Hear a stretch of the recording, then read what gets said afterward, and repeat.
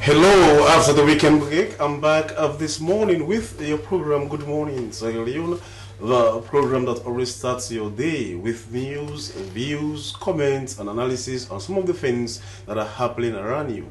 Coming up in this edition, let us now go to the United Artists of Sierraleone, UK.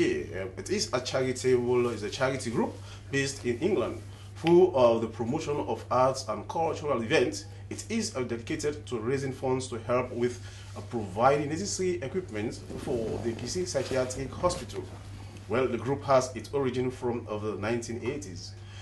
Well, to know more about the activities of the United Artists of Sierra Leone in the UK, I have here in the studios the treasurer of the group, and he is Kali Kamara. Good morning. Good morning. Now you have plans to raise funds to help give some facelift to the Kisi Psychiatric Home. Now tell us, how is this going? Well, thank you so far for having me here in the studio. First of all, I would like to express our condolences to all Sierra Leoneans who have lost their lives during the families, especially. So families of Sierra Leoneans who have lost their lives during the Ebola crisis. May the souls of the faithfully departed rest in peace. So far, well, we reorganized again in 2012, and since then we've been supporting the only psychiatric hospital in the country, Kisi Mental Home. In 2012, we bought a water pump for the generator that wasn't working, and that cost us over £1,000. And in 2013, we bought some mattresses, beds, and we did a facelift in the occupational therapy department. We bought shegures and TV and video set, which are all functioning. And currently we're here to make a massive donation. Last year event we raised about 10,000. We've got £10,210 50p, which will be donated on Wednesday the 25th of June. So we've got, regarding that, we've already bought 120 mattresses. So hopefully by Wednesday night, every patient in the hospital will be sleeping in a new mattresses, pillows. We've got a DVD. We've got 3 laptops and a desktop, and all other sundry items. Definitely on Wednesday, we'll be doing this major contribution to this institution, and all pressmen, whatever institution, you're all invited to come and support us and come and see this happening. The donations will be the total value of the donations will be £10,210 50p. But now, at the Kisi Psychiatric Hospital, one of the major challenges that they're having is personnel. Yes. I don't, probably because that aspect of medicine is not that lucrative. There isn't much. We don't see much, Sierraleoneans going in for that. That is why, in fact, Dr. Mahim, has been the only consultant psychiatrist in this country for a very, very long time. And now he's getting, he's now an old man. Yes. And by now, he's supposed to retire, but he's still around, giving his own support. But then back in the UK, I know we have medical students, right? Who are pursuing medicine. Are there any ways you can try to kind of, engage them? Well, we're working on that aspect. I did speak with Dr. Naim a few days ago, and he told me that the current government has sent some medical students to, I think, Kenya or Uganda, I'm not too sure, and they should be back in 2 or 3 years' time. So that is hope. Regarding medical psychiatrists or medical personnel in the UK, we're trying to link up with one of the institutions there. Well, plans are at the preliminary stage, but we hope that we can be able to get consultants to come and support the institution on a monthly basis, even if for a few weeks. And we've got members in our organization who are psychiatric nurses as well, who are willing to offer their time and support.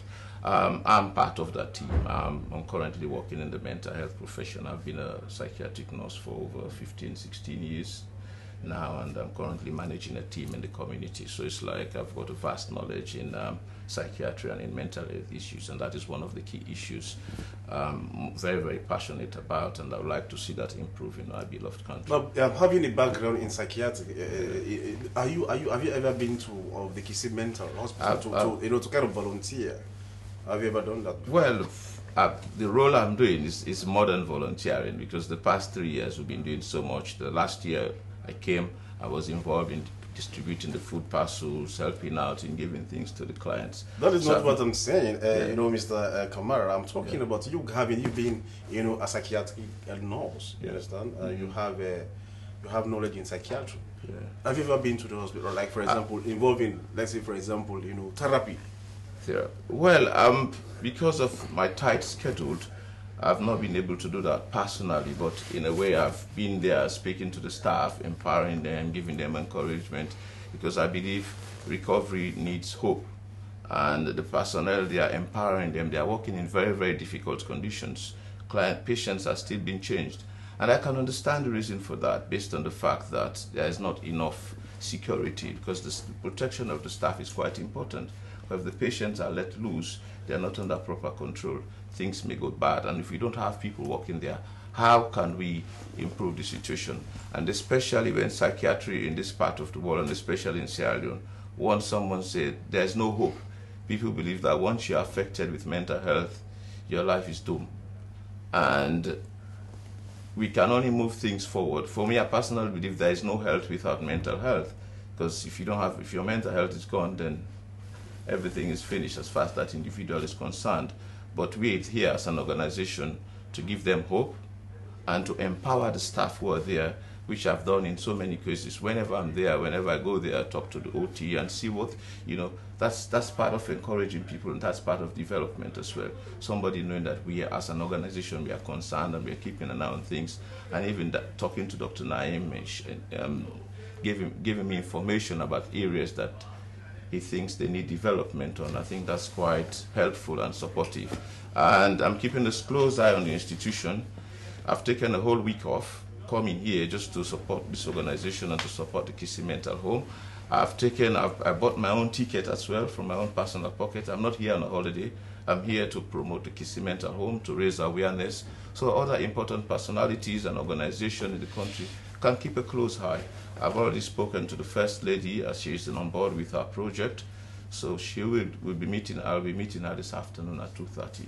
So what's the motivation behind this, Mr. Kamara? What's the motivation? It is because you are a psychiatrist. You are in psychiatry. Is that the reason? Or well, there's both. I can say personal and as an organization.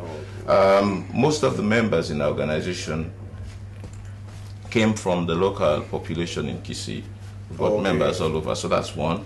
And two, well, for me, I've got my cousin suffers from mental illness and he's at home, he's here. He's not been properly looked after. And three, I'm in the profession. And four, I know things can only get better, and working as a team can make a change. I cannot do things on my own, but with my organization we can do so much. And with your support as a journalist, with people in other institutions, yes, we can ensure mental health is as important as physical health, as far as I'm concerned. If you look at current situation going on, where we've just gone through a rabid war, and a lot of trauma, a lot of people in the community have gone through trauma. And look at the Ebola crisis as well. A lot of families have lost their loved ones, and they are going through a lot of stress, depression, and so on. So the government cannot do things on their own. And as a community, mental health, we need to take it very seriously. It affects 1 in 4 in every community, regardless of race, culture, or whatever. And that's like 25% of the population suffers from mental illness at some point in their life. And that's a very, very important statistic, that as a nation, people need to know about these things, and people need to take it seriously. And the government needs to keep a close eye in monitoring and supporting these facilities. Once more, I'd like to acknowledge and support and give round of applause to Dr. Naim. He's done a tremendous job for our country, and we still need to improve that facility. We still need to encourage medical students to know and mental health pays.